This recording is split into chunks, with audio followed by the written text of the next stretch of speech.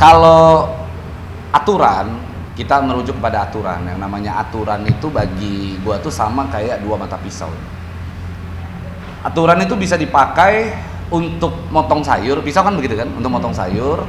Bisa juga si pisau itu dipakai buat melukai seseorang kan gitu. Jadi kalau ditanya bagaimana dengan aturan ini, sebenarnya aturan ini kalau dari versi orang yang memohon aturan tersebut untuk disahkan, bisa jadi ini digunakan untuk potong pisau kan begitu, untuk hal-hal yang bisa dikatakan baik gitu. Tapi di sisi lain kita harus ingat bahwa jika aturan tersebut atau pisau tersebut diberikan atau dipegang oleh oknum-oknum yang ingin hanya mementingkan diri sendiri, sehingga dipakailah untuk membungkam orang-orang yang mana ingin bebas dalam menyampaikan pikiran-pikirannya ke dalam ruang publik begitu. Gua ingin sampaikan begini, kalau ekspresi seseorang itu dibatasi di dalam ruang publik, maka menurut gua yang dibatasi bukan cuma hanya ekspresi, tetapi juga membatasi pikiran. Karena pikiran dapat disebut pikiran kalau dia itu menyampaikannya dengan ekspresi kan, dengan kalimat-kalimat, dengan ucapan-ucapan yang mana itu untuk dimengerti oleh orang pikirannya. Tapi kalau pikiran dia diam aja, itu bukan disebut pikiran, itu namanya goblok ya. Ya begitu. Jadi ya, tidak berkembang. Tidak berkembang, tidak ada yang disampaikan begitu. Jadi gue sih berharap untuk bisa dilakukan review atau judicial review terhadap aturan tersebut. Sebenarnya tujuannya apa? Ya. Kalaupun memang aturan tersebut mau dibuat, dibikinlah pakemnya. Bahwasannya apa sih yang dimaksud dengan tidak mengikuti peraturan pemerintah, apa-apa saja, perbuatan apa saja, ekspresi apa saja yang tidak mengikuti, yang tergolong tidak mengikuti aturan pemerintah sehingga membuat ini akun bisa dibatasi, kan begitu? Iya. Hal-hal seperti ini yang perlu. Kalau kayak gitu kan agak sulit. Sementara sekarang kita mau berekspresi lewat mana? Sekarang ini zaman digitalisasi, semua orang berekspresi lewat sosial media. Baik buruknya itu ada di sosial media.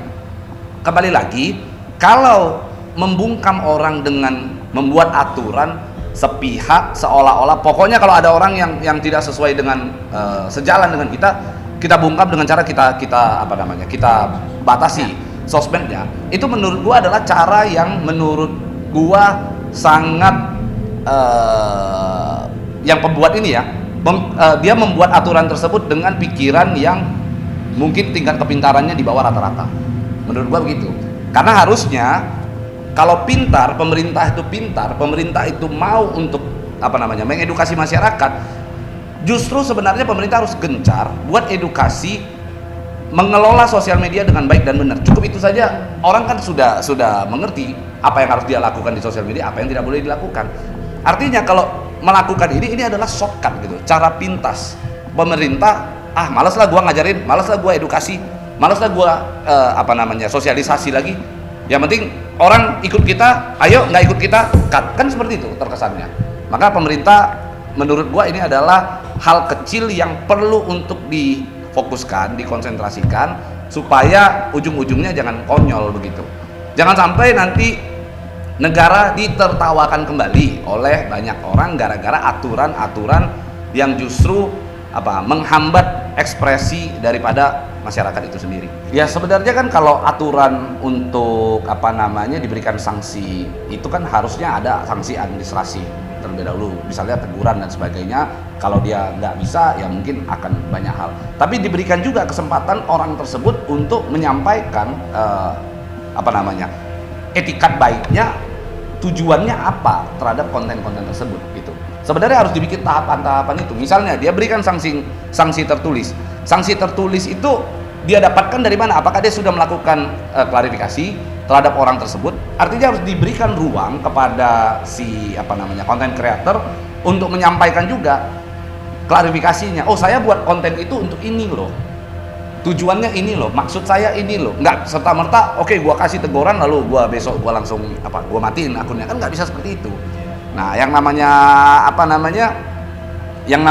aturan seperti itu tetap harus menguntungkan rakyat, kembali lagi menguntungkan masyarakat. Karena aturan kalau hanya menguntungkan segelintir pihak itu jolim namanya. Kalau itu blunder sekali. Kalau akun sosial media bukan cuma akunnya tetapi si platformnya yang ditutup kan. itu sama dengan bukan blunder lagi, menurut gua itu adalah apa namanya, yang membuat aturan itu benar-benar bukan lagi di bawah rata-rata tuh pikirannya itu, mungkin udah terjerembab kali ya, udah terjerembab. Jadi cara berpikirnya aneh sekali menurut gua. Ini platform, oke? Ibaratnya gua katakan kayak e-commerce lah misalnya, ya kan? Terus ada pihak yang mungkin pedagang di situ tuh nggak mau buat ngikutin aturan yang dikatakan pemerintah, tapi di generalisir akhirnya semua nih e-commerce harus dimatikan. Itu kan konyol, kan begitu. Nah sekarang kalau itu kita samakan dengan banyak yang jadi korban. Ya sama dengan platform seperti itu. Sementara orang-orang lain kan banyak orang yang benar juga, bahkan pemerintah juga buat akun di situ kan. Kita kalau buka Instagram aja, Presiden Jokowi aja buka akun di Instagram kan gitu. Lalu kalau mau ditutup semua untuk apa? Sama dengan membuat satu, menurut gue itu adalah bukan lagi kekeliruan tapi kekonyolan gitu. Nah mungkin gue menduga ini kan sudah mau memasuki tahun politik. Ini sudah mau masuk tahun politik. Ada kesan bahwa aturan tersebut seperti ingin buru-buru dibuat, diselenggarakan aturan tersebut. Nah menurut gue ini ada kaitannya dengan tahun politik yang akan sebentar lagi kita hadapi gitu. Apalagi sudah masuk masa kampanye dan sebagainya. Dan sekarang kampanye paling efektif itu ada di sosial media. Nah pertanyaan gue, apakah ada kekhawatiran daripada pemerintah sendiri bila mana sosial media tersebut dipakai untuk mengkampanyekan calon-calon tertentu? Apakah seperti itu? Gitu. Nah kalaupun begitu ya menurut gua pemerintah sendiri secara nggak langsung sedang mengkampanyekan calon-calon tertentu juga. Untuk apa? Untuk supaya orang-orang yang berkampanye lewat sosial media dengan gayanya masing-masing mungkin yang tidak sesuai dengan keinginan daripada pemerintah itu sendiri ya di ban atau mungkin dihapus. Bisa jadi seperti itu kan. Ini dugaan gua, dan ya kalau itu terjadi ya ini menurut gua adalah akhir dari kata demokrasi di Indonesia. Jadi sebenarnya kalau sosial media itu sebenarnya simple ya. Semua orang kan punya corong untuk berbicara ya di setiap akun pribadinya mereka. Gak usah pemerintah deh, aku kan punya akun. Di dalam akun aku itu banyak komentar kan. Ada yang suka, ada yang gak suka. Banyak juga komentar pedas. Tapi untuk aku sendiri, aku nggak, wah ini yang komentar pedas, berarti ini orang yang gini. Terus kita biarkan aja mereka berkomentar, mau pedas, mau bagus. Itu adalah masyarakat gitu loh yang berkomentar. Nah kita memikirkan ya jangan karena like atau dislike, tapi kita berkembang istilahnya komentar-komentar yang pedas itu kita jadikan untuk kritik membangun kita. Nah begitu juga harusnya dengan pemerintah. Kalau menurut aku ya, kalau pemerintah misalnya ada yang mengkritik, itu dijadikan kritik untuk membangun. Jangan malah ditutup gitu loh aksesnya apa segala macam, jangan malah dikasih sanksi apa segala macam. Kalau menurut aku biarkan aja seperti yang sekarang ini. Toh kalau dia juga misalnya mengkritik pemerintah terlalu ini segala macam kan sudah ada undang-undangnya. Pakai aja itu gitu, nggak perlu ada tambahan lagi kalau menurut aku. Kecuali setelah dia disidangkan, misalnya ada orang yang melanggar undang-undang ITE, pencemaran nama baik dan sebagainya menggunakan sosial media. Lalu setelah disidangkan, diisi putusan pengadilannya bahwa dia tidak lagi diperbolehkan untuk membuat akun sosial media misalnya. Ya itu kan boleh-boleh saja. Di hasil putusan sidangnya. Ya, tapi itu kan kembali lagi itu kan tapi kembali lagi melanggar hak asasi manusia. Karena kembali lagi gini ya, apapun yang dituangkan di dalam sosial media asal muasalnya itu adalah dari pikiran. Bagaimana cara menyetop pikiran? Bagaimana cara untuk menghalangi pikiran untuk bisa diekspresikan melalui sosial media?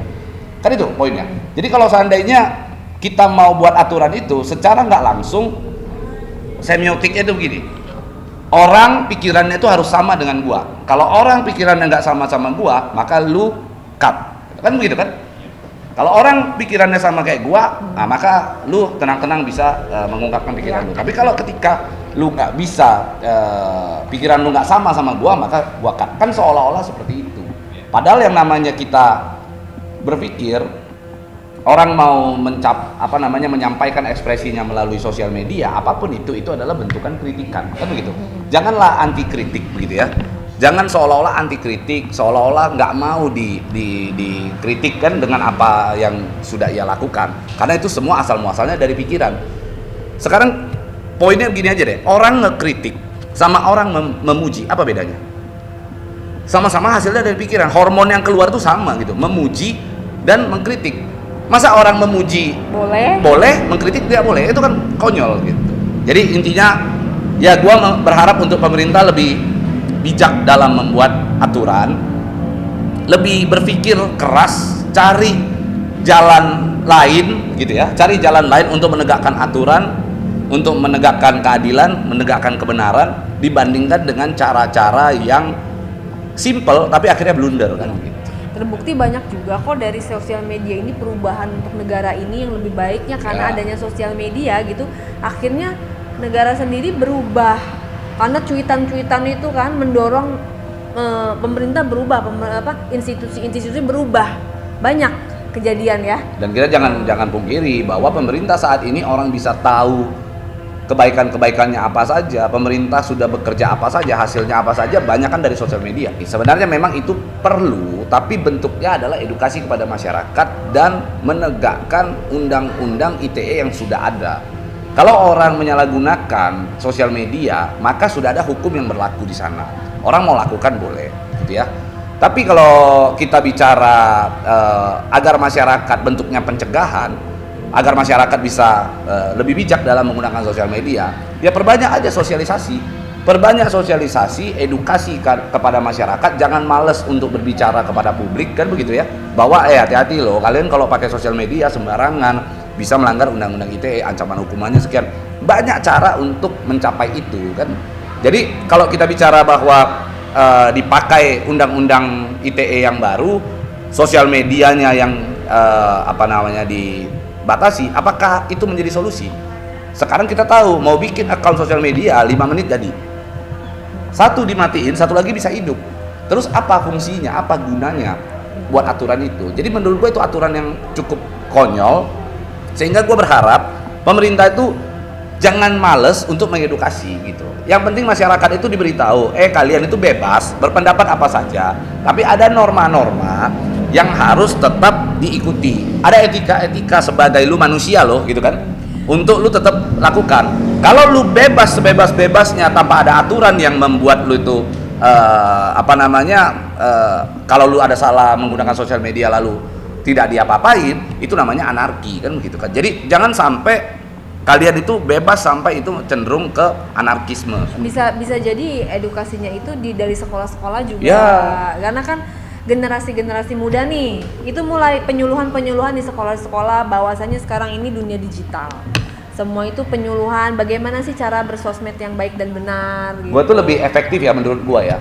Pernah nggak sih kita kalau misalnya buka sosmed itu atau buka WhatsApp atau apalah, begitu kita buka terus dia di depannya itu ada sesuatu dulu tuh, ya kan, ada sesuatu tampilan tuh. Sebenarnya itu fungsinya bagus sekali. Kita mau buka misalnya Instagram, waktu kita buka sebelum masuk ke akun kita, di depannya itu jelas tertuang itu undang-undang ITE pasal sekian, hati-hati. Jadi untuk mengingat, itu untuk menjaga-jaga untuk mengingatkan orang jangan sampai lu salah gunakannya. Itu kan baik gitu. Tentu saja itu akan menjadi sangat kontradiktif sekali dengan ucapannya Pak Jokowi yang bahwa dia ingin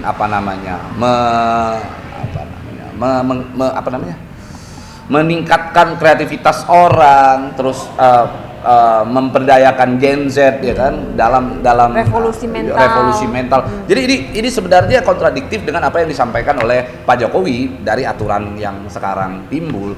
Kalau mau dibatasi harusnya sejak awal dibatasi, dipilah-pilah. Misalnya ini content creator, dia cari makan di sana, dia harus daftarkan itu ke PSE. It's okay, dia jalan. Tapi orang-orang yang misalnya tidak punya kepentingan sesuatu gitu ya, orang yang tidak merupakan content creator, kan ada tuh Instagram yang followernya 0, posting 0, followingnya 0. Nah orang-orang seperti itu tidak posting, tidak bisa untuk melakukan posting apa-apa. Itu gue setuju.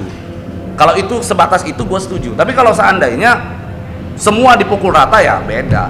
Itu menurut gua konyol sekali dan kontradiktif dengan apa yang dilakukan Pak Jokowi. Jadi usulnya apa? Saran.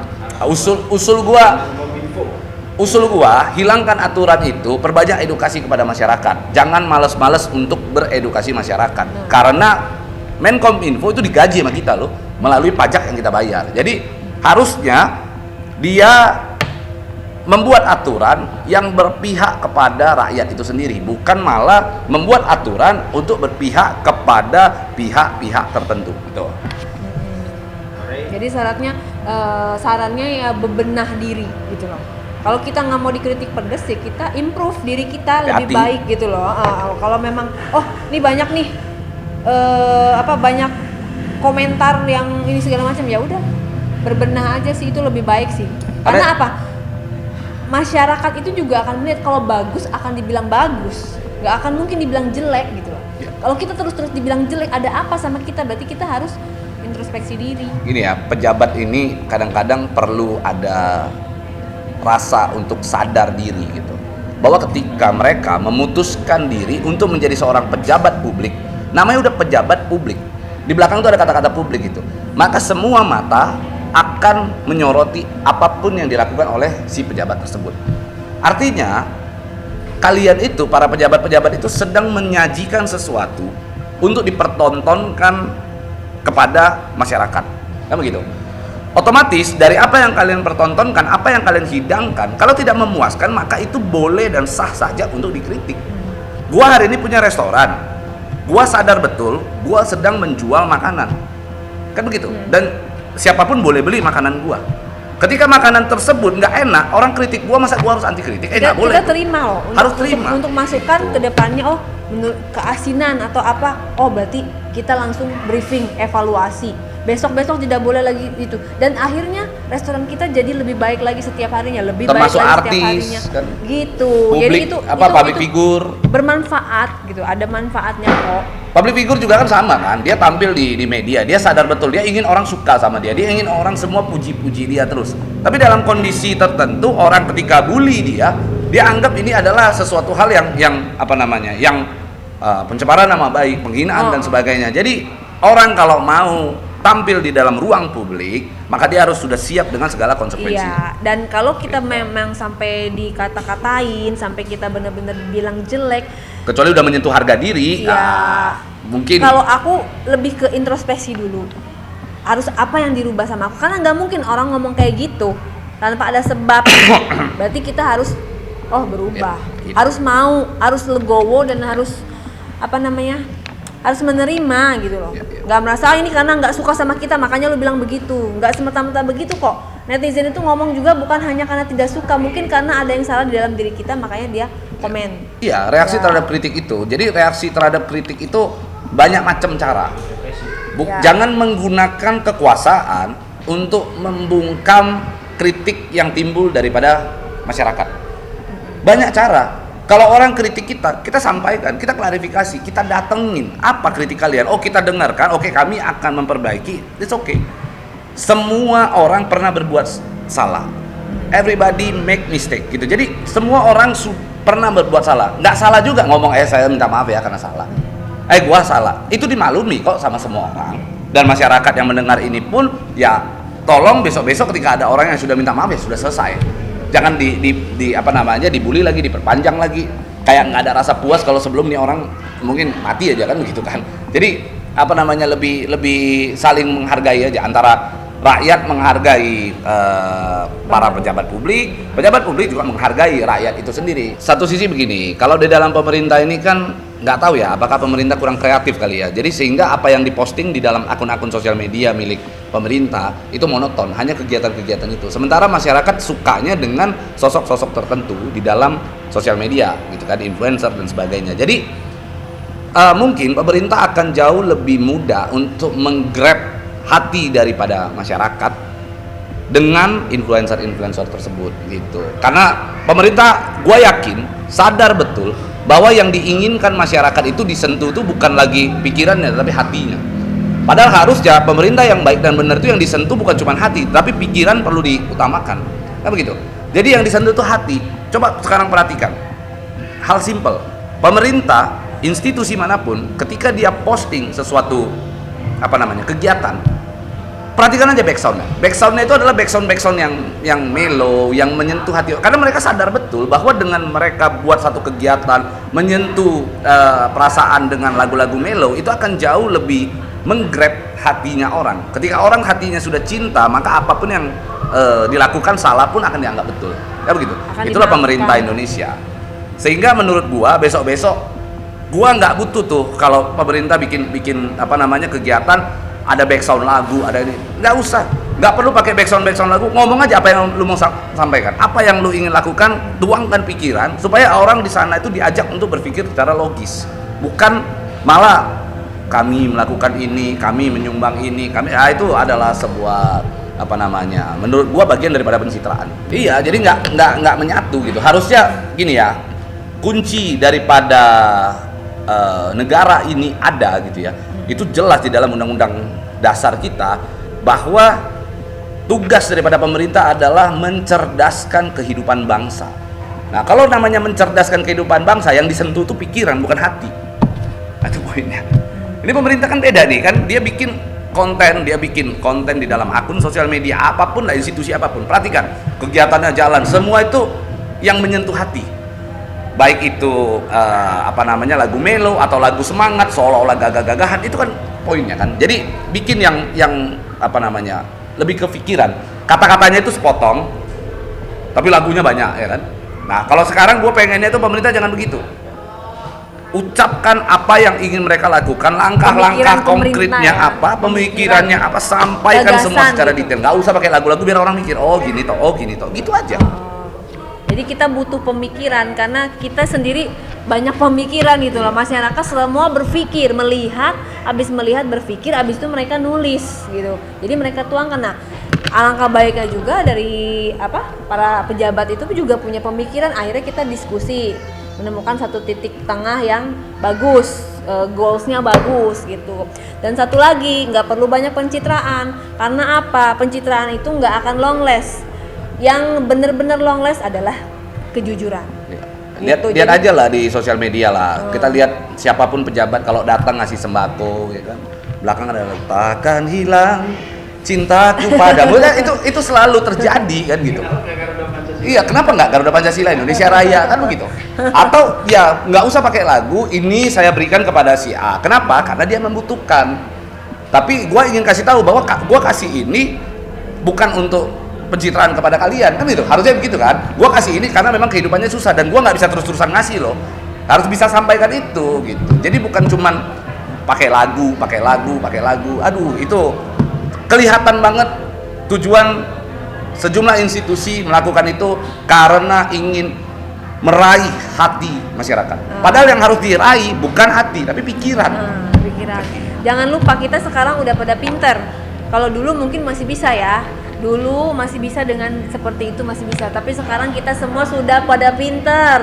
Jangan lupa pejabat-pejabat publik, sekarang orang-orang ibu-ibu di rumah juga yang megang HP semua udah pada pinter. Jadi jangan melulu pencitraan, tunjukkan apa yang real yang kalian lakukan gitu. Iya, kita udah beda, udah bergeser. Mungkin dulu masih begitu, sekarang udah dua yang harus diperhatikan. Kasian lah pencipta lagunya itu. Ya dong, karena kan dia tadinya bikin lagu itu kan untuk untuk menghibur masyarakat kan, di dalam dunia entertain, dipakai buat yang kegiatan-kegiatan yang menurut gua nggak ada faedahnya di dalam menjalankan pemerintah gitu, mesin di dalam pemerintah gitu. Jadi nggak usah lah udah pakai begitu. Kalau mau jelaskan aja. Ada juga beberapa pejabat gua lihat ya di dalam salah satu institusi negara, gua udah pernah lihat itu ngomong kenceng. Wah itu preman, sikat apa segala macam. Tapi habis dia udah ngomong, ada gaya-gayanya musik main. Kan itu nggak, aduh. Ya begitulah, kayak lama-lama gue lihat itu kurang lebih sama kayak infotainment, sama kayak acara-acara gosip, ya kan. Sambil gebrak-gebrak, ada ceng-ceng. Nah, itu kan biasa terjadi.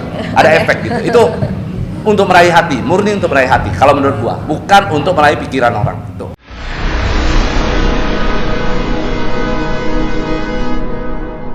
Jadi jangan lupa untuk subscribe Cumi Cumi. Ditekan ya tombol lonceng merahnya.